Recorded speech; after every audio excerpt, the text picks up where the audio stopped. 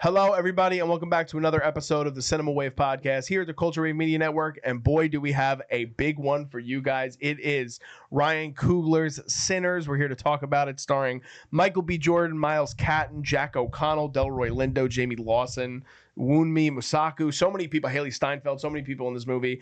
I'm going to be one of your hosts for this episode. My name is Darian. I am joined this time by Zach Miller. How's it going? And Michael Peniston. What's up? What's up?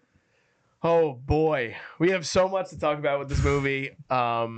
We all saw it in different. Well, Michael and I saw it in regular IMAX. Zach saw it in 70 millimeter in the city, and we're definitely going to touch on the way that they decided to film this movie and the kind of revolutionary way that Ryan Coogler went about that. But I want to start by just the broad thoughts of such a highly inventive and original movie. I think that's a big sticking point with everything we've seen. If you guys have seen any of the reviews online about this movie, and it is one of the most highly rated and reviewed movies in over a decade by critics and audiences. I believe the critic score is at 96 on Rotten Tomatoes. I believe the audience score is at 98 on Rotten Tomatoes. It's like you rarely see a movie that shares that much in terms of numbers. But Zach, let's start with you with your broad thoughts, non-spoiler on Sinners. Yeah, I mean, this movie is simply like a shot of adrenaline, and it's something so original. And for Coogler to take such a gamble to mix so many genres, I think that was one of the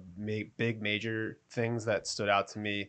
He made a gangster movie, a period piece Southern movie, a blues music origin story, and a horror vampire movie into one, and somehow pulled off each of those storylines and wrapped them around each other in a bow.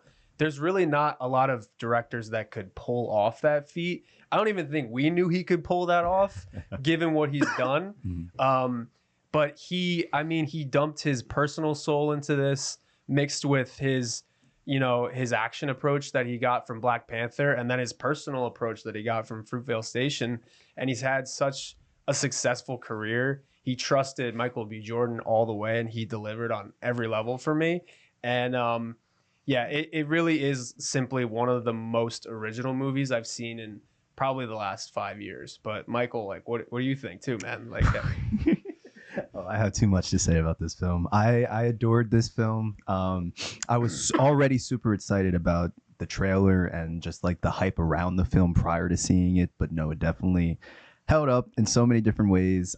It's just nice and refreshing. It's always nice and refreshing to get not only a period piece, but coming from a Black individual as well. It's always nice to just get a Black film. I know that a lot of the topics that we get typically stem from, like, obviously a slavery point or Jim Crow era, and it's always something you don't really want to be watching. You know, it's a vulnerable sort of thing coming from the Black community to see. So to see this in this light, but also have all those genres mixed into it, and to have, I don't want to get into spoilers, but just to have certain topics shown and talked about, and the way it was just approached with this film, I just think were brilliant. Like you said, I don't think any of us knew that something like this could be done, or at least handled by Ryan Coogler especially. But I feel like it was perfect. I feel like every little thing in this film, whether it was a technical thing thrown in your face or just some form of symbolism, was very, very, very intentional. I feel like they did music in this film complete justice. I knew music was going to be a major part of this film, but I didn't think it was going to play so much into the plot and such a driving force as to why everything happened. I'm just going to kind of leave it at that because I could very easily slip into spoilers. Yeah, it's going to be a long conversation for sure. Yes. I think touching on what both of you guys said too, it's indicative of, like you mentioned, like 4 different things that it deals with, and there's literally even more than just that in the movie. Yeah. There's the search for freedom, there's the sense of belonging, there's the element of love that multiple characters feel, like everlasting love that two sides both want to kind of fulfill, so to speak. It feels, you do get vibes of a lot of interesting genre pieces that came before it that it pays tribute to, but at the same time, so much of it is the personal story. And like you talked about, like, I think all of us could agree that Ryan Coogler is a very talented filmmaker, and we knew that coming into this movie. But with Fruitvale Station, his first collaboration with Michael B. Jordan. It's a smaller movie. It's personal, but it's a very small movie in a sense. After that, he jumps into IP with Creed, which a lot of people kind of in the very beginning were like, this is not going to work. Like, why are we trying to do this story? He proved everybody wrong with that. Black Panther was revolutionary for what he was able to do with that. And so much of what he dealt with for a large section of his filmography was IP driven. And then he comes out with something like this, which is so remarkable on so many levels. In terms of the characters, without spoiling, again, like the biggest thing for me, now, of course, Coogler's vision is so unbelievable, but I do think that part of what people are missing too is his ability to direct actors. Like, I think that almost every single actor in this movie got their best performance of their careers from this film, from being directed by Ryan. Do either of you guys have anything to say in regard to that? I mean, that's just my personal opinion. Delroy Lindo is the only one where, like, him and Defy Bloods for me is like, oh my God, that character I love so much. And that's Spike Lee, who's worked with so much. But, like, so many actors in this movie get so much out of it. And you see in the interviews the way they talk about the way that Ryan Coogler makes a set feel. Right. And how he makes everybody feel like they're a part of it, and how all of them are like, I would absolutely jump at the opportunity to work with him again, no matter what. So in terms of the performances and kind of the juxtaposition between the acting and the directing and coming together for that overall story, how did you feel about some of the performances? Yeah, I that was honestly another thing that I took away too, especially when you have horror as one of your major plot lines. It's often easy to discard supporting characters very swiftly, or just kill them off, or they're very generic. But with Coogler, almost the first half of the movie is setting up these supporting characters in relation to Michael B. Jordan and how they're going to have an effect in this group of people the rest of the movie. So I was super impressed. It almost felt a little nostalgic to 90s movies where we have very lovable supporting characters and you have super great storylines. And Delroy Lindo, he's talking about his whole backstory with the Blues. Sammy is the first person we're introduced to in the movie, but he is integral to the entire plot line. Hailee Steinfeld is a little mysterious in the beginning. We're not sure what her significance is going to be. And then, you know, just everyone else that comes in. The love stories between Michael B. Jordan and what's the other character's name that Smoke has a relationship with? Smoke is with Annie. Yeah. She was great too, and her backstory with her spirituality and how she has this understanding of things, and then things that are off screen, and the brothers' pursuit with Al Capone and their gangster stuff, like things that we don't even see. There's introduction and development that Coogler manages to tighten into a well-refined, succinct storyline, which is insane. I just thought that a lot of other filmmakers could have overwhelmed us or overstuffed it, and we would have been like, wait, like what's happened? Or the vampires would have been in like the last 30 minutes is just like this one major blow to everybody. It was just so well balanced, and kind of like you're saying, Black Panther, those movies are specifically for action related. Hero wins in the end, or there's a payoff to the rest of the Marvel universe and that kind of thing. So there's a little bit more studio attachment, and Coogler has a little bit less opportunity to flex his muscles. But with this, Warner Brothers finally gave him director's cut, and they gave him the opportunity to stick to his storyline and keep going to the finish line. But the characters are the backbone, and they are the bread and butter of this movie.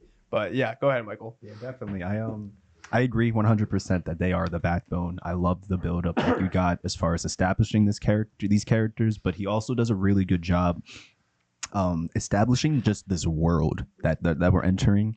I feel like to a degree, there's so much that can be expanded upon, not just these characters, but again, this world, this time period that we're witnessing.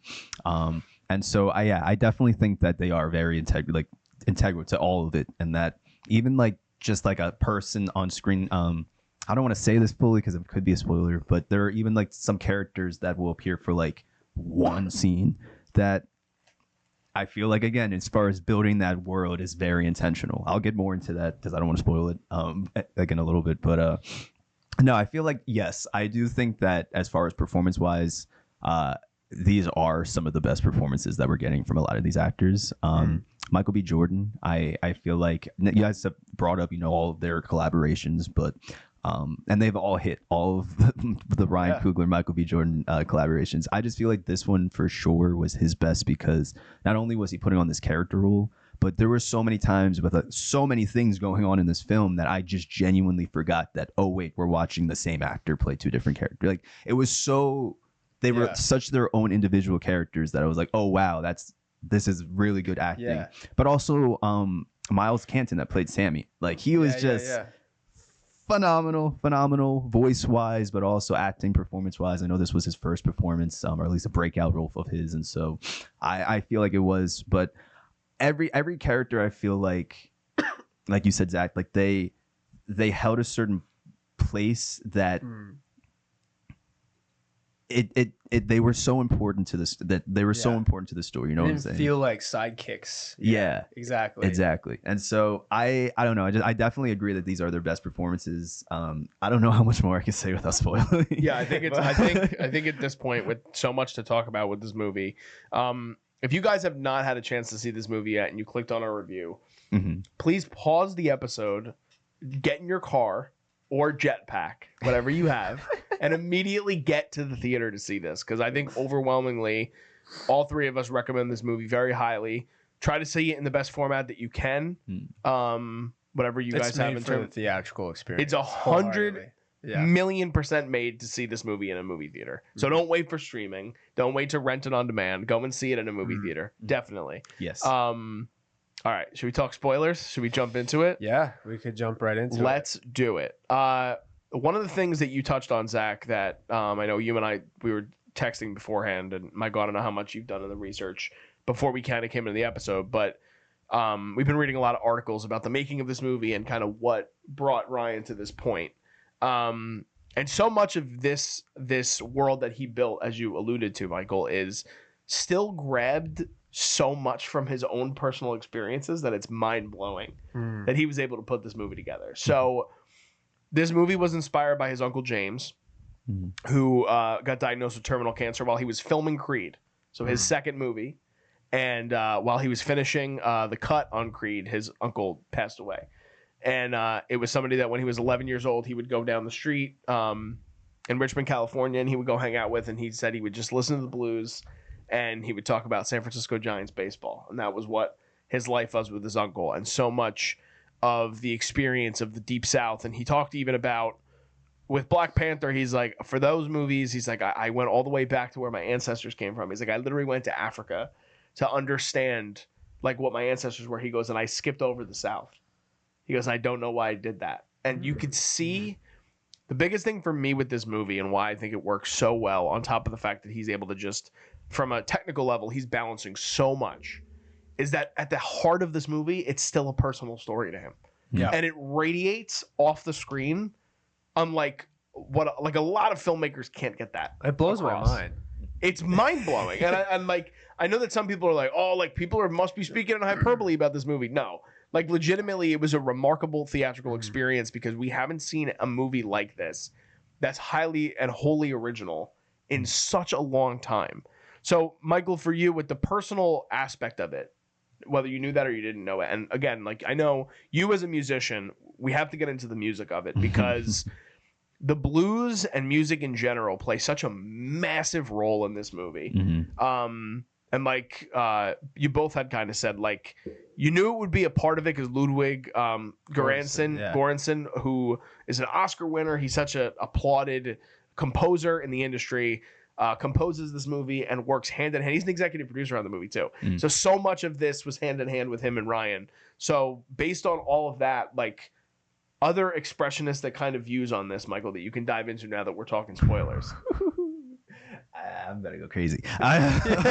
Oh my gosh. So I'm so happy that they tackled music the way they did. Oh my gosh. I read something again. I did a little bit of article research after the fact too, and I saw that his uncle was involved in the blues scene and that he wanted this to be something that was, a standpoint in this film, that he wanted it to be built on the blues sound. And I feel like they did it such justice.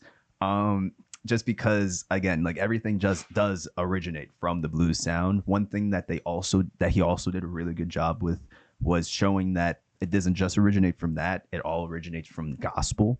And I loved how this film started off in the church. So you got that sense that Miles, as a character being preacher boy, he came from the world of gospel and that gospel sound, which also plays so much into the themes of this film. And so, what's it called? Aside from that, and then you also had like moments in this film where there was a scene, I think, when they were like on their way to the actual joint as they were building up everything, or I forget where they were going, but they passed some cotton fields, and this is when they picked up cornbread. I think it was. Yeah. Omar Miller's character, right? The big guy. Yeah. So Omar Miller's character. What's it called? I'm trying to remember. They were singing Negro spirituals, and so like music was so done perfectly because it showed like the layers of like the history of it. But then you get to that moment. That beautiful sequence where it just shows how much it has evolved throughout the years. And I know he said he wanted to get this scene where it showed the different genres and not genres, but the different eras of music, and that scene encompassed it purposely. I'm gonna hold some notes on that because I know we all have a lot to talk about that scene. What's it called? Another big thing that I feel like is huge is, again, the way that the church was portrayed in this, not just music, but the blend of that. I know that one thing that is big in church is the message of having a calling, especially with music. And I know that in the Bible, the devil is the angel of music. They always say that spirits and the devil will come to you, especially through sound and music and stuff like that. So to have and calling, when you have this calling, the devil will come after you 10 times harder. This is just like a thing that's said in church. So I feel like that theme of now having Sammy that came from the church, that's trying to explore the blues sound, that's trying to get away from it. He had that calling on him, which in that scene, him being able to attract the not only generations of music, but then also the spirits, the demons that are attached to that. Music was done so perfectly in this film. It's just, I'm gonna leave it at that because I'm rambling now, but it's just the connectivity too, to make that like one of the major focuses for the villain, to be so enraptured by music being that thing that they were trying to spiritually reinvigorate with themselves, is they're like, we've lost like parts of our souls being vampires and being disconnected from reality. So that was another major reason for them to chase down specifically Sammy. They didn't know that he was there at first, but then they're like, oh, we gotta get some of that. We gotta get some of that back in our lives because we've been missing that. And that was something that was just so incredible. And then like you were talking about with like Delroy Lindo is playing harmonica. They also passed the Chain Gang too, which is they're doing something in the fields. There's Omar Miller's character. The guitar is from a legendary blues singer at the time. I'm blanking on his name, but it was super legendary guitarist at that point. So it's the passage of time and music, and how so much of all the genres that he put in the film were tied to blues, and the origins of that culture is just so amazing that he could put that into this type of movie. Yeah, you know? And tied to his uncle. That's the crazy. Like, the movie, if it's broken down to its simplest terms, it is a tribute to his late uncle. Yeah, and with that, which you wouldn't believe as the average Joe, you're gonna be like, you're telling me a vampire film with gangsters and 30s Jim Crow era is about his own, like, what? So but it's amazing. It's unbelievable. And like you talked about, like some of the blues inspiring to, and because we're talking spoilers, we don't have to talk about the whole sequence yet, but obviously, so you get like the end of the movie without talking about everything we haven't touched on yet, but there is the older version of Sammy is played by Buddy Guy, who's like one of the most iconic blues musicians ever. And he talked in an interview, Ryan Coogler, about how his uncle used to get dressed up to go see Buddy Guy play. Oh wow, that's very cool. It's unbelievable. And craziest thing is he talked about how he's like, I just felt like, he's like, I know that this guy didn't really see a lot of movies. He's like, based on what I've heard, like Buddy Guy, he's like, so when I go in, he's like, I just thought I would pitch him this idea and he would just give me a very kind, like No, thank you, but no. He goes, I walk in, his whole family is there, and his grandkids love Black Panther. And he goes, and it came to the point where he goes, my grandkids, he goes, talk about how much of it, like an influence you have on their lives. He goes, so whatever you got for me, I'm in. Without even having, he goes, well, can I tell you the idea? And he's like, yeah, of course. But like, so much of this recipe had to come together in such a perfect way. And like, we haven't even touched on, like you said, like, the elements of how it ties back to gangsters and how like it's like Smoke and Stack worked for like Al Capone, and they came from having these really harsh conditions in Mississippi and the way they were mistreated by their father, and then they go and make a life for themselves, and they hear all these legends. Everyone in town hears the legends of Smoke and Stack, and they're able to conjure up enough money that they want to build this club. And that's another thing. Like, again, it is a simple story until things go crazy, but it's like it's about these two entrepreneurial gangsters who come along, they come into money, and they want to buy a juke joint, and they want to open a juke joint for all Black people to celebrate, and no whites are allowed. That's essentially what the story is. And it's encompassing so many unbelievable themes and symbolism, and it's remarkable. There's just so much to talk about it with it. Miles Caton, though. Miles Caton. It's his first performance ever. Yeah, in a movie. That's insane. And the opening scene is on his shoulders. The opening sequence, other than when we get, like, obviously they tell about the spirits and what came before in terms of the music, but the first character we get a glimpse of is this tattered, beaten down, brutalized version of Preacher Boy. And it just sets the stage for what you think is just going to be this horrific thing. And like you talked about, like, it's pitched as a horror movie, but it's like, it's so much more than that. Like, this movie is so much more than that. Yeah, 100%. I remember avoiding trailers as much as I could for this movie. I think I only saw the first trailer. Me too. This was like last year. So I remember I read a Hollywood Reporter article probably about like 3 weeks ago. And they were like, oh, this is a great vampire movie. I'm like, it's a vampire movie? I was like, what? So I didn't know anything about it. But you go into this movie. A lot of people went into this movie being like, okay, Coogler, Michael B. Jordan are back. Miles Caton being a breakout star in this is one of the 100 things that are working for this movie. Then you have veteran actor Delroy Lindo, who was a major cornerstone for me in this movie. Him and Sammy, who's Miles Caton, those two are probably my favorite characters. Not to say that Michael B. Jordan and playing his twin brothers are not my favorite, but there was, because we were talking about how they stand out supporting characters, they made those guys so memorable, and they didn't have to. And Coogler has a great way of blending his actors with each other. So that was like the biggest thing going for me. But yeah, then I mean, this is the thing too with the movie. You could take Michael B. Jordan out of the movie, and I still watch this 9 times out of 10. It's still, if you take them out of the equation, it's still about the journey of their blues experience, and they have to combat vampires. Or you could go the other way. You could take Michael B. Jordan and make a gangster movie all the way through, or their origin, or something. Like, it's unbelievable. I feel like we've talked about kind of the same thing too, but do you want to also talk about Delroy Lindo and his performance? Well, yeah, I love that. So I haven't seen him in a lot.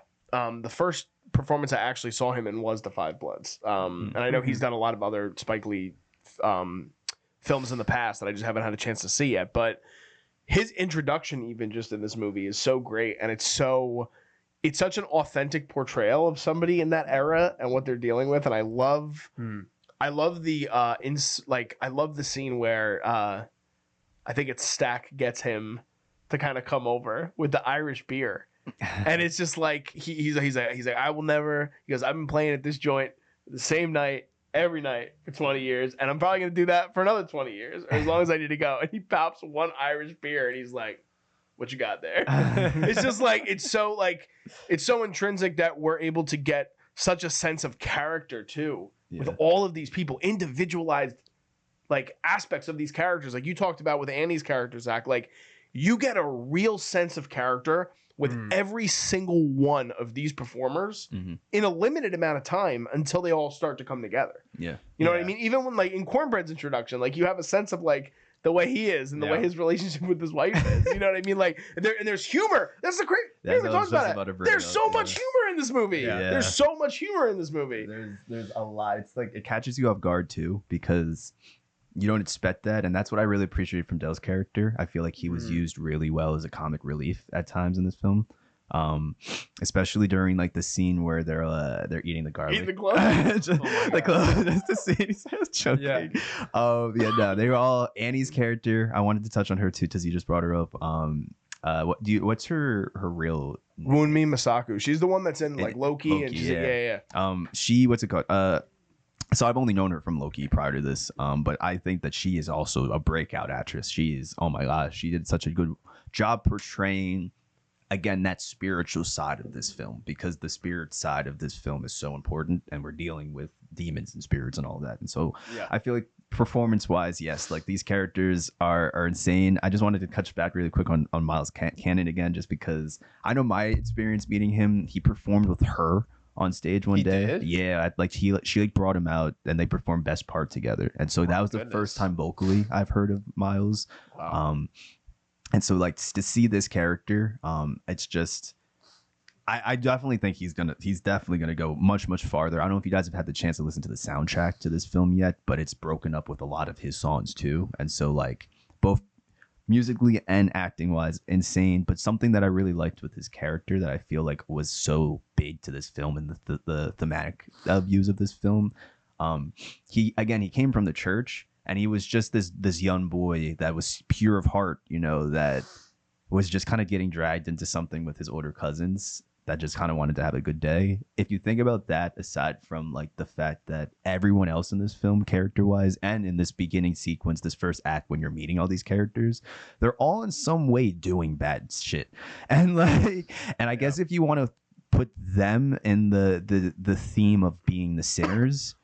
And so like, I feel like with that being at stake, everything makes sense as to then when you get to the juke joint and when you have everything that then plays out, they're all in some form playing out these forms of sin. And so I don't know, I feel like to think that certain storylines and things, they made sense. I don't know where I'm kind of going with this, but I love these characters so much that it's like everything I could think of to talk about. Miles Caton was just phenomenal again. Yeah, and we haven't touched too much on Michael B. Jordan as twin roles, but I do think we should, because so much what you could consider is, and it's kind of been, I don't want to poo-poo on it, but it's like so much of recent years has been a lot of these like actors trying to do this, right? A lot of actors being like, well, I'll play twins on screen. And a lot of people have tried to do it in the last 10 years. So you can understand maybe the perspective of like, oh, can he pull this off? Now, I think Michael B. Jordan's a very strong actor, but playing dual roles, a lot of the time, it's like, how do you differentiate between the two of them? And I think it takes all of 5 seconds for you to realize the difference in the characters, which is such a testament to the way he plays it as Smoke and Stack, because when they go off on their separate paths, it's so obvious to see which one has the more rebellious side and which one also still has the heart and the appreciation for art and what that means. The other one is more of a protector, and he understands, like, he's more of a businessman. It's cut and dry with Smoke. And when you get to the moment later on in the film, which I'm sure we'll start to transition into everything that happens at the juke, but like when you finally get to that moment when you're having Smoke and Stack as adversaries later on in the film, it's so believable, dude. It's so raw, and it feels so real, and it's the same guy going against himself. Like, it's just unbelievable. And I think that I'd have to think back. I think obviously him as Killmonger is so great and one of the best villains in Marvel, but it's a different achievement and a different level of acting in this movie that he is able to get across. And I think Michael B. Jordan too is just so good in this movie at portraying these two different characters. Yeah. You know? Yeah, I think he could have also easily overdone it and made it very like cartoonish or like over the top with how he separates the two, and one of them could have been strictly a hothead and then the other one could have been like a nice guy or something very generic, simple. but I mean, there are a lot of similarities between the two. Stack is a little bit more impulsive and like hot-headed because he has the red hat, and then Smoke has a little bit more stoicism to him. He's a little bit more decisive in some of the things. Like but other than that, I mean, you could, if you I want to watch it back again to see like the stark differences in it, but he did a great job at playing two different people. The energy was different in between two of them, and they also did a good job distinguishing the look between the two of them, and it kept us guessing, or it kept us involved in that kind of thing. There's also, I was doing a lot of research on how they did the double effect, which is also a whole nother level when you're adding IMAX film cameras and adding special effects on top of IMAX film, which is insane. But they invented a new technology it's called a halo rig. Oh, what? Where it's almost strapped to your torso, and it's an 8-camera harness that captures a series of facial features along with techno cranes that would make robotic precise movements. So it's like a camera dolly, but it's going to make the same move every time. It's guaranteed that it's going to happen. So when they rehearse the scenes, he has to nail it as closely as possible as the previous take, just so that it can kind of match. But the between the technology and the way that they did it, it's kind of insane that he was able to, play one character. They're satisfied with that character of the scene, and then he jumps over to the next one. And then what they also did was they would play back his audio from one character so he could respond to it in the other character when it was happening. So if Smoke was doing lines, they would play that audio when he switched to Stack, and then he could respond to Smoke, basically. Wow. So there was just a series of different things that they tried. And I mean, if you play two characters in a movie, let alone twin brothers, it's a challenge. Like it, and that's an understatement. But their dynamic is kind of crazy. They also used earwigs, which are, I think, like earpieces and stuff like next to them. I have to look into that again. But and then they also use body doubles in certain situations when they would do car shots and it was kind of over the shoulders and they didn't need two of them in the frame at the same time. But a lot of this movie has both of them in the frame. A lot of it. They weren't like cheating, like there wasn't a couple scenes of the two of them and then that was it. But there was a lot of scenes with the pair of them. Yeah. So I mean, aside from the rest that this movie, like if I'm at the studio at Warner Brothers, I'm like, how are they gonna pull this off narratively? Then they have the technology of twin brothers shooting in IMAX, shooting in $90 million of their budget, and then just the period South. Like this is a costly movie and it's ambitious for all of the reasons that we've talked about. It's insane that they were able to pull this off, and this is an original concept that we are seeing in 2025. Yeah, so it's in grand scale for sure. And one of the things we haven't touched too much on, but amidst all of that, you're still dealing with 3 separate romantic storylines at the same time. Yeah, you have Smoke and Annie, you have Stack and Mary, and you have Preacher Boy and Pearline. So yeah. Michael, with those relationships too, balancing all of those, how do you feel that they were able to conjure that up, and what eventually leads us into this transitional phase that also deals with racism, with the Ku Klux Klan, and then eventually vampires and their sort of approach to how Coogler handles all of that? Yeah, now I'm really going in. So yeah, I feel like first, Michael B. Jordan, hearing everything that was at stake with this film, wow, oh my gosh, every person that was involved in this film deserves every award for that. Michael B. Jordan, I didn't realize the challenges that were up at hand with that. That's amazing. There are so many times where just seamlessly you couldn't tell at all. I think back to the first shot where it's like them sitting in front of the actual the juke joint before they're about to buy it, and one of them like rolls up the cigarette and lights it, and the other one takes it. And it's so seamless you don't even realize, but just so crazy. I'm happy you though asked about the relationship point of that, just because I feel like that was something that for Michael B. Jordan as an actor, that and the approach to go into both those roles it was it was important, and it would definitely need to be done the right way. So you have one character that's clearly involved with a white woman that at that time I'm sure is, I don't want to say forbidden, but it's not, it's frowned upon.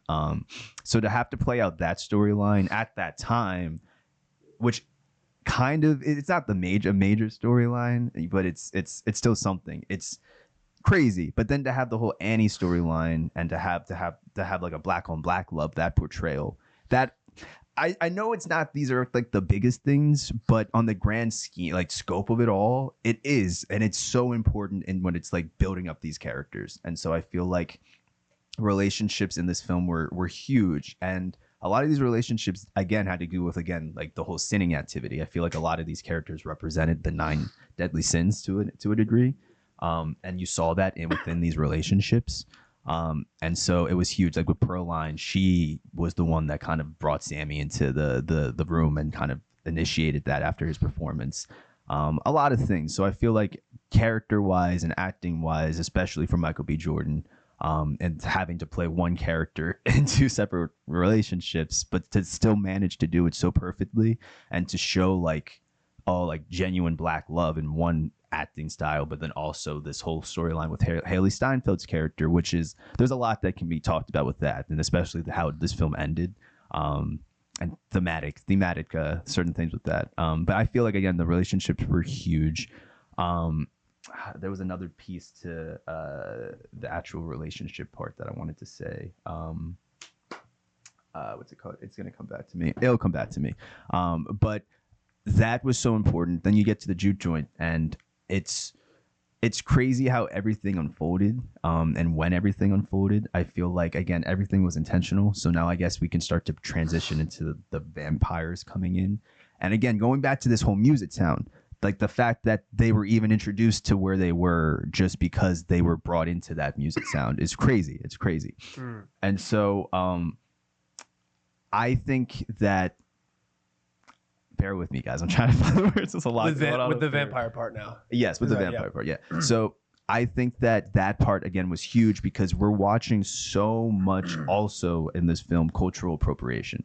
And you're finding that's a good point. I heard someone else talk about that. Yeah. So you see, and I think that's why this film is so cool, because in most times you can see where it's like something like that can be done, and you could see like a character like, who's the main vampire? Do you know Andrew something? Oh, Jack O'Connell. Jack O'Connell. Jack O'Connell. Remick. Yeah. Yes. What's it called? He you can, when he first gets there, first of all, fantastic performance from Jack O'Connell. I didn't know him before, but he is just incredible. The fact that he wants to talk to his ancestors and reunite with them, and he thinks that the soul of the music of the juke joint, that Sammy's voice can bring that, is so crazy. And the fact that he tries to then lure these people utilizing that, and that the vampires share a same mind hive, so that it's like taking equality, but like warping it to a crazy degree. Because he said so many times, like, no, I just want to spread love, I want to make us equal, but he's actively killing the people to do that.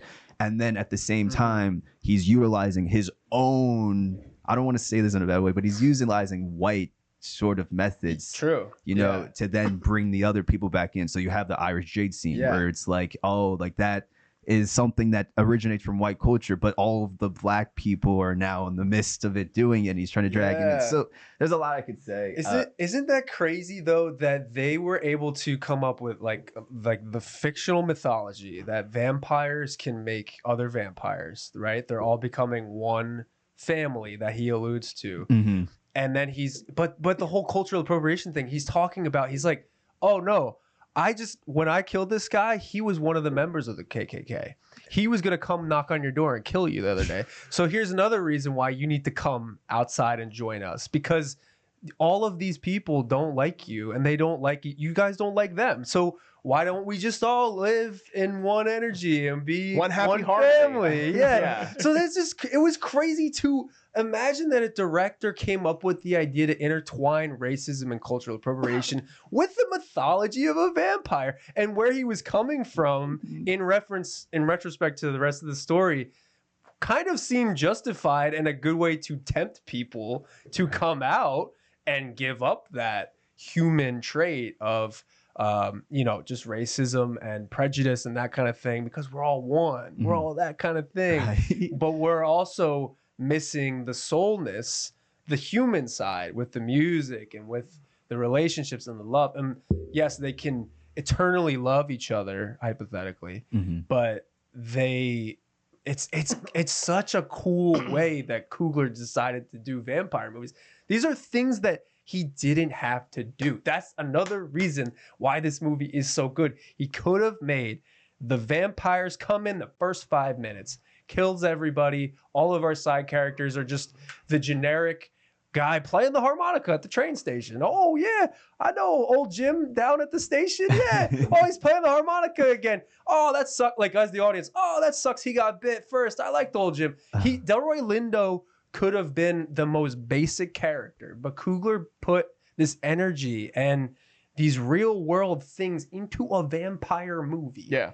Which is crazy. Like, the more we talk about the layers to this film, it's insane. It's unbelievable. And I think so. You talked to Michael about the Remick has that search for eternal and everlasting love. And it's like the way this movie gets wrapped up in when you get the layers of the relationship between Stack and Mary, and how they can't be together because she's a white woman, because he feels that I'm not going to be able to protect you from the things that you need to be protected from. And then you get the ending that you get, which everyone saw, right? All of us saw this. The Credit scene. post-credit. Okay. They get an eternal love. Stack and Mary get an eternal love as vampires, and he still goes through with the fact of not getting rid of his cousin Sammy, and makes it a point to say, with the same hive mind that came originating from Remick, going, you know, man, like, you can play music forever. You want to just come with us? Like, come with us. Like, all you got to do is let me take a bite. And it's just like, oh my God, like, the layers to that, the layers to the dynamic of white and black relationships in a segregated in the South in the 30s, and what that means, and why Stack had to do the things he had to do. The relationship that came from Stack and Mary, because Mary's mother took them in when they killed their father. Like, dude, like, there's so much with this movie. And like, you can't talk about all of it. Like, you really can't. That's just another storyline too. But like, it's a perfect amount of exposition, and with all of the characters too, and all of their stories, it's not exposition where we linger on it for too long. It's just enough where we can understand where these characters are at this point in time, especially with Smoke and the loss of his child. And he was gone for that. And then he comes back with Annie. He's trying to make amends with that, trying to give her money. He's trying to be like, you know, I apologize for not being here. They're very different people at that point in time, but they're trying to mend their bridges together. And there are very good off-screen storylines, and I'm glad we didn't linger on them too long, but he uses it correctly in the way that we can understand their way of thinking, how they perceive other people. Some of them are more cynical than other people given their experience. Delroy Lindo is a character. He's been around the South for a long time. He's been through some very hard instances where he talks about seeing a lynching and the effect that this has had on someone. And then I love how they do that, by the way, with just the sound. Yeah, explaining it, like, again, something you could have shown that sequence in flashback, but instead it's literally more powerful as you're hearing the struggle. To imagine it. Yes. Yeah. It's great, dude. There's so much shit with this movie. There's too much shit with this movie. There is too much. There's even to the whole what's it called? Hailee Steinfeld and Michael will be staying together in the end in the vampire afterlife. I remember seeing a black joke too, where it's like, some black people like to say that like, oh, like a white woman has to drain a black man's soul in order to like live with him forever or get a man or stuff like that. And people were making that joke like, oh, like they played even into that where it's like she got what she wanted in the end. She wanted to be with this black male for eternity, but he is soulless and everything, which is like kind of crazy. And I don't know if I should have even brought that up because that's that's very black community-ish. But no, so much again, and I feel like there were also little. This is what I was talking about earlier in the episode, when I was saying no spoiler. He built this world, and you can tell there's so much. I feel like Remick as a character, there's still so much to him that we don't know, and that world, and especially how he was even introduced in this film. I mean, before I even get into that, just because I feel like this is so important of a storyline that you brought up, and I need to get into it. The scene when you find out that they share the mind hive and that they were already gonna die, that you find out that they bought this whole juke joint, but that like the Ku Klux Klan was already like setting them up to kill them, and that could have been 10 times worse of a death, like with lynching wise with all these people. The fact that he came in at the time that he came in was almost like a saving sort of grace to a lot of these people. I know they ended the way that they did, but like there's something so important to when he came in and how things played out that it still avoided what you would say is a tragic typical ending. And that's why I brought up in the earlier in the conversation about how when you're watching films like this from like a black community back then, like 12 Years a Slave, things like that, you're watching hard things to watch, like you know, but they still got a different ending. It's not your typical sort of ending. So I just thought that like the way that he was able to bring in that vampire story into that was so important. What's it called? But Remick, that's what I was saying. When he first comes in and you see and he like approaches these Ku Klux Klan, this couple, like the first people that he turns, you know, he just kind of appears. And so I'm sitting in my head now also questioning like this world of vampires, like how do we even get brought into this? And like there was a scene where there were Native Americans, you know, and we never hunting them down. Yes. I mean, they never really came back. But now in my head, I'm thinking like, oh snap, like did these vampires at one point, like at Christopher Columbus time, come in and like start to try and take the land or do things to try and like steal their souls? And it was like, how long has this really been going on? And how long have they been working on this cultural appropriation? So then coming back to like this film and seeing the things that they're doing, the Irish jig, the what's it called? A Pitts Boy Robin Clean, when the three of them are singing at the door, and like you see Stack, I think it was, kind of get, I don't remember which one, but one of them was like kind of like, oh snap, like this is not that bad. It was just, again, the portrayal of the vampire world but race in the midst of it was just done so perfectly, and there's so many examples that you can use and tie into.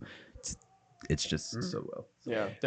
Go ahead. I was gonna say too. Well, if you have a smaller thought too, but I wanted to talk about like the formats. That's what I was gonna say. I feel like that we've talked about the story for so long, and it's like we're gonna just give everyone every detail of the movie.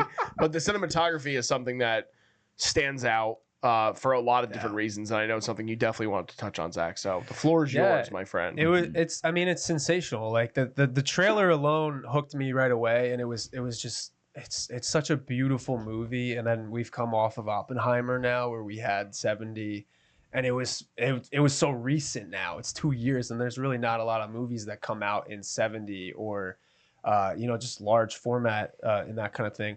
So I want to give a shout out to the DP. Autumn Durald-Arkapaw is a longtime collaborator with Coogler, and she's the first woman ever to shoot IMAX 65 millimeter and 70 millimeter. And she won't be the last. No. All right. And she was a badass for coming up with this style of formats. Her and Ryan Coogler were talking about how they can mix formats. They really wanted something wide that encapsulated this isolation of the Mississippi Delta, and how they are in this beautiful landscape. They're coming up with their own Ektachrome film. They invented a new color format for this type of large format. Like, they developed so much stuff.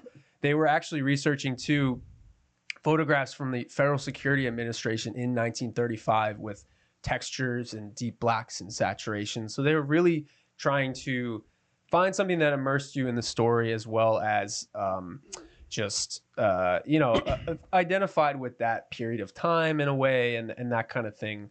But there's also, if you guys are interested in it more, there's a great video on the Kodak page that Ryan Coogler teaches like a 10 to 12 minute like master class of like how he did the film, like the decision and the differences between different film stocks and the sizes, and he goes into the sizes they used on this, and it was 1:4:3 IMAX, where they shoot the camera horizontally on film. So typically you're shooting film stock vertically and it goes up through the gate, but when you shoot it horizontally and it's this big, you're getting larger frame, larger quality, more dynamic range, like that kind of stuff, which is really underutilized, and because it's so expensive, that's the main reason. But yeah, so that was a big driving force. They also used 276 Ultra Panavision 70, which was used in Hateful Eight too. So that was something that he was drawn to,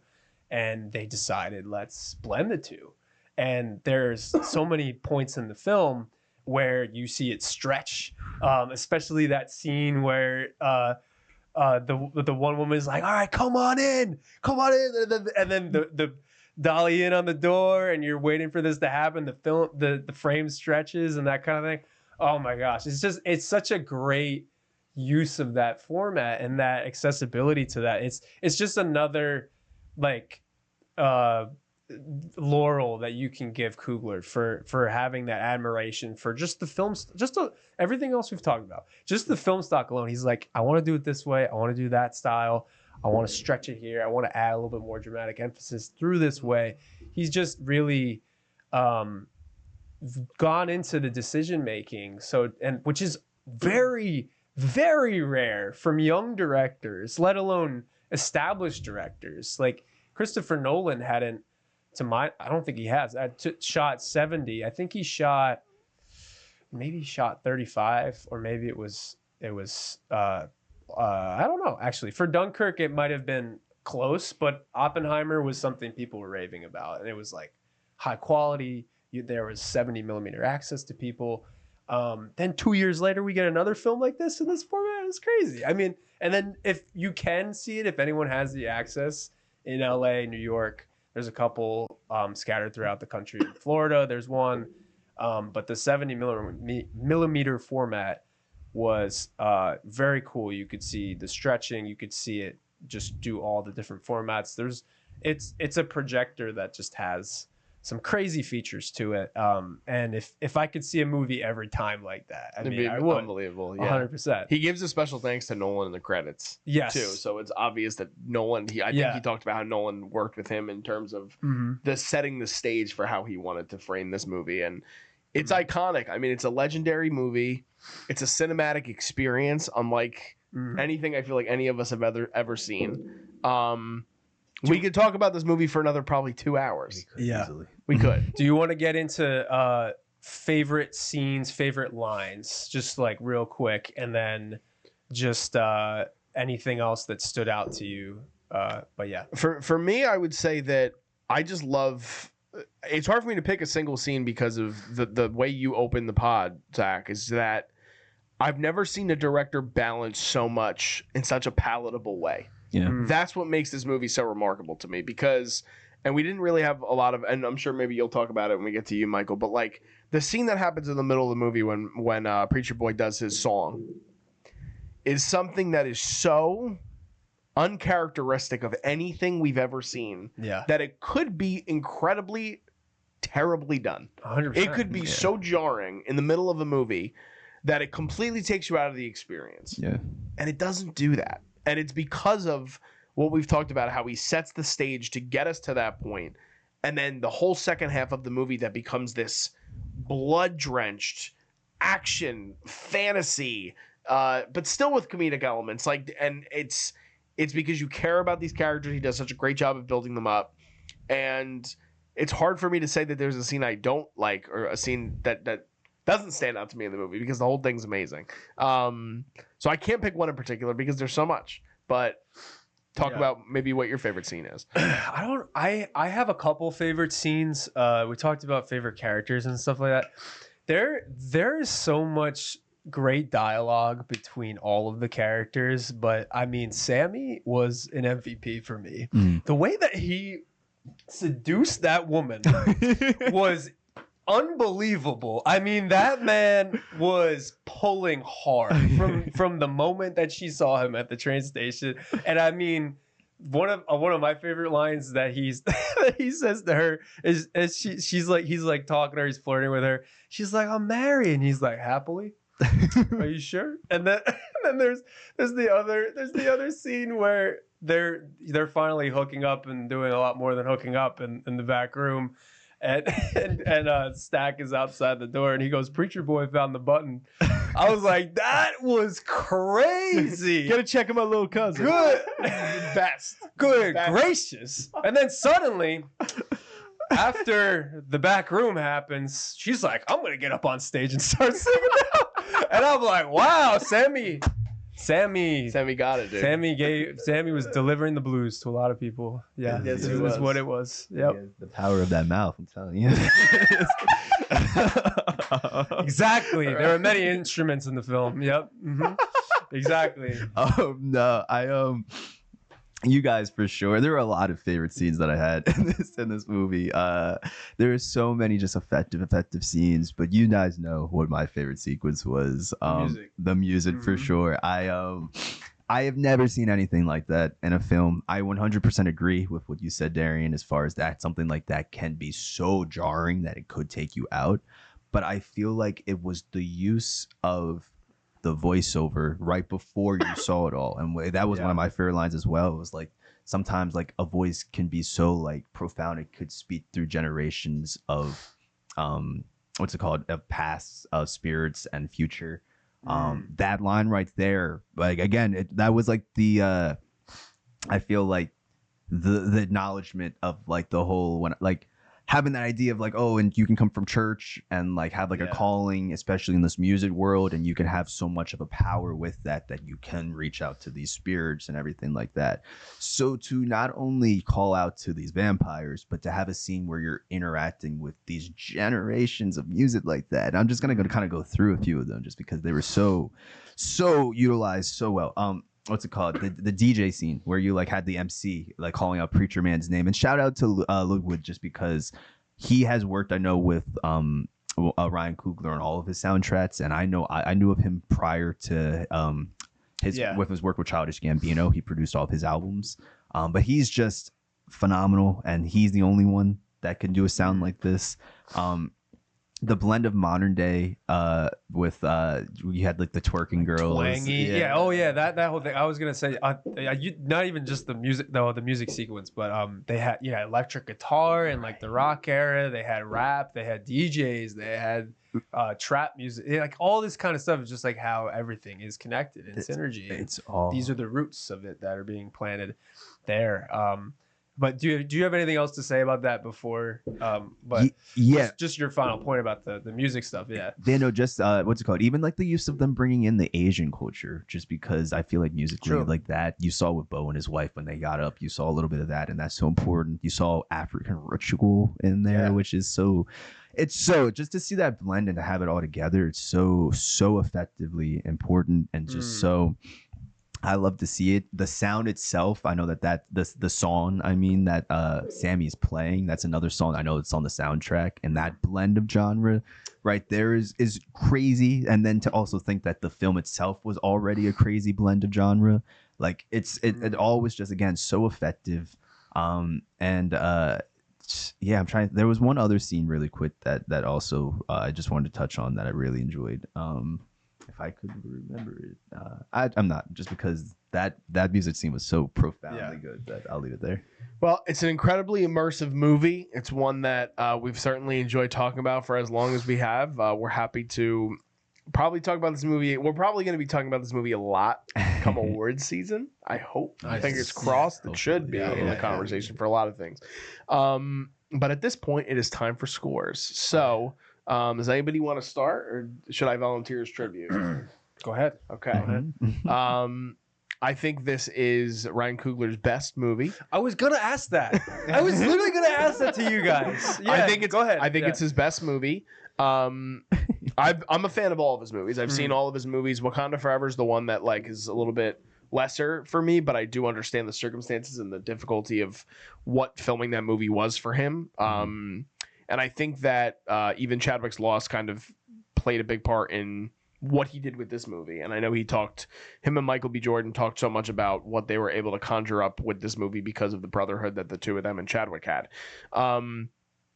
Like Zach talked about in the very beginning, this movie manages to blend almost anything and everything in cinematic history into one in a perfect manifesto of just great movie making. And I think Ryan Coogler is a voice. Spike Lee said this on a podcast, and he goes, people have been calling this a horror movie. He goes, I think Coogler invented a genre.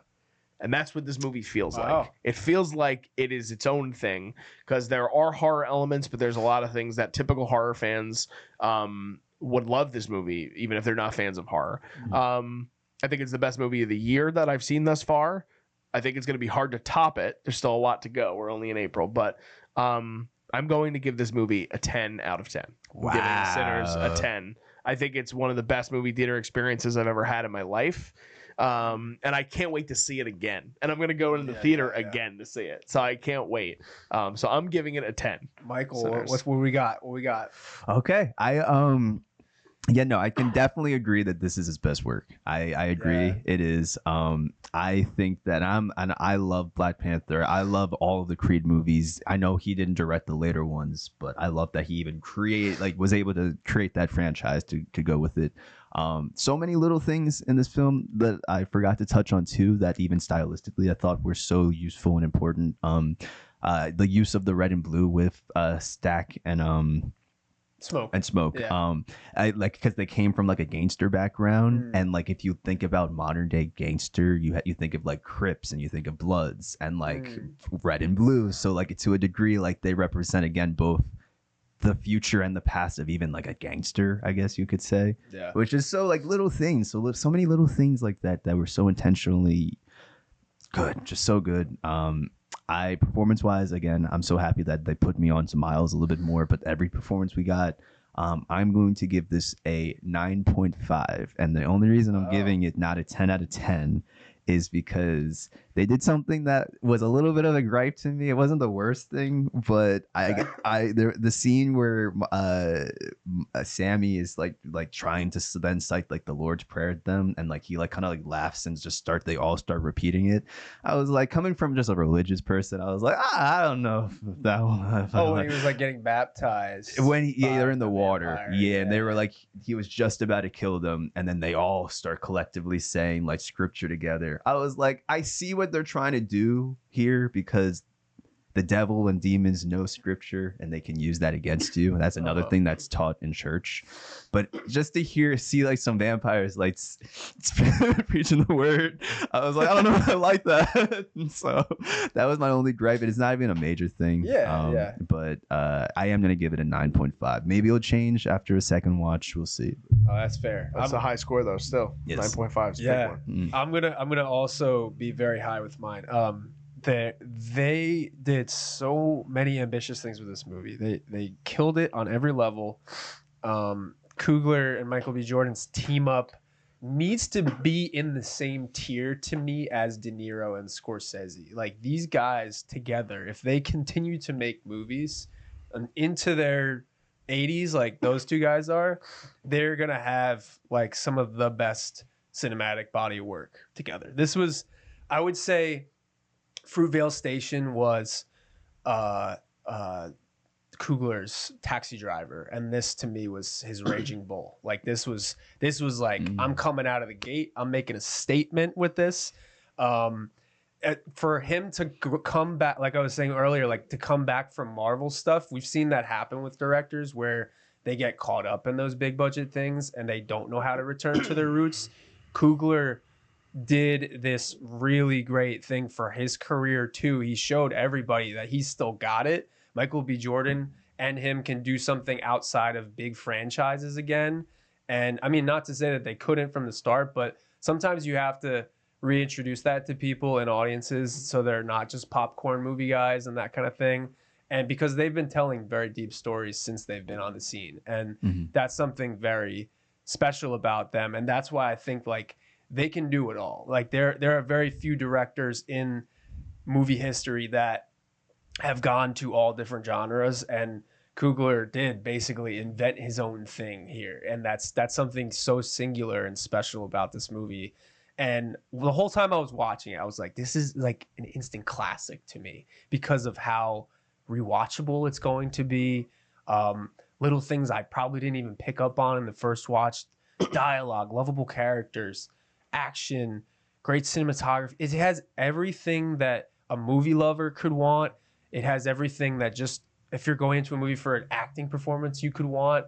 An original storytelling, great screenplay. Like, it has everything that people should like. And if you don't like this movie, I'm going to find you. Yeah. Like, I don't know who that is, but yeah, it's a 10 out of 10 for me. Like, it's, if I could make it a 12, I would. Nice. Well, high scores from everybody here at the table. Yes. This movie it's so visceral, it's so raw, it's so great, and hopefully you guys have enjoyed our conversation about the movie. Let us know in the comments, what are your guys' thoughts on the movie. Hopefully, if you guys have stuck around this long, that you guys weren't watching and listening to everything we said. We basically broke down the whole movie for you, but give this video a like if you guys can, and we definitely want to have a conversation with you guys in the comments about this very singular movie. Like Zach said, it's one that we're going to want to be talking about all year long. So Yes. we'd love to have a conversation with you guys in the comments. You could subscribe to the channel if you guys could. We're covering a bunch of other things in film and television right now. We're currently covering The Last of Us. We just wrapped up our coverage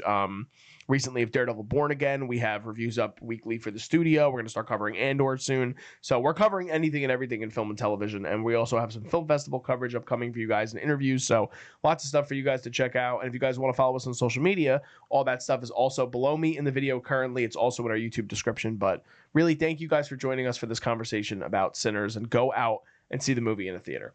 Just signing off, I'm Darian Scalamoni. I'm Zach Miller. I'm Michael Peniston. And we'll see you guys next time. This is The Culture.